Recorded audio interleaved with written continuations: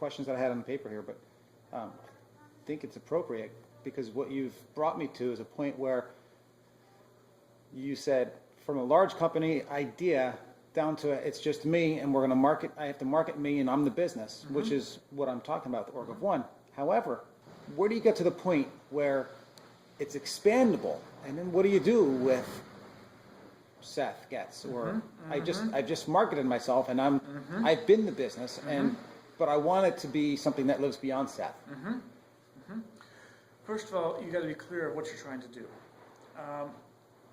A little bit about myself is that with my business, I had plans of growing into a large business. I worked through that, tried it, and I came to the conclusion that no, actually I don't want a big business of doing what I do. I'm not trying to create a big organization doing what I do. It just doesn't seem to be a real good business model. Now people look at me like, well, I'm it. It's one box, me. You know, no. Write up an organization chart that has all the different functions in your business. My business, well, it is basically just me and my business, has 18 different functions, 18 different jobs in the business. Most of them I do. I outsource some of them, but most of them I do. So I wear a lot of different hats. But write up an organizational chart that shows you what are all the different positions in your business. And then start saying, okay, how can I get myself out of these different areas? You could start out with outsourcing. Outsourcing is one of those things that they talk about in big businesses, but they don't talk about as much in small businesses, and yet it is perfect for small businesses. Just perfect for small business. It's great.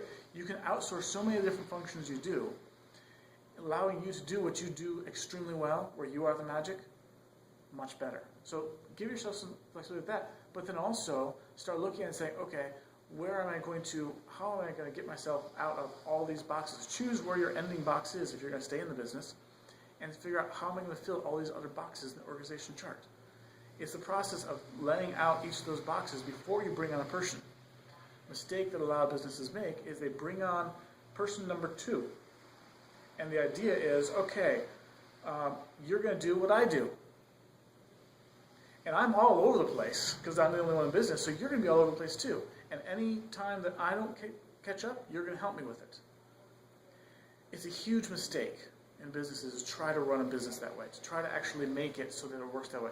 Much better to lay out your organization, figure out, okay, what's the different functions of the business? Let me take one function,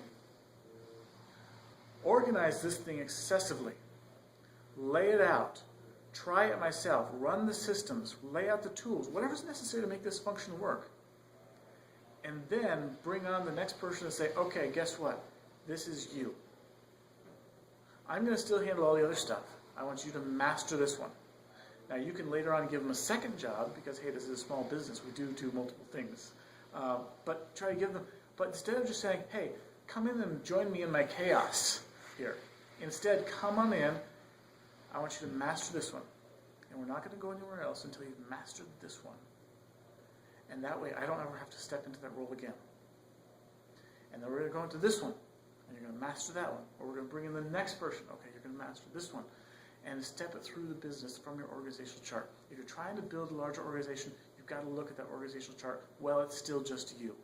Trying to just bring in the next person just because I'm busy is a recipe for usually a lot of headaches and a lot of hassle. Do you have anything that you want to add before I... No. No? I appreciate your time. Yeah.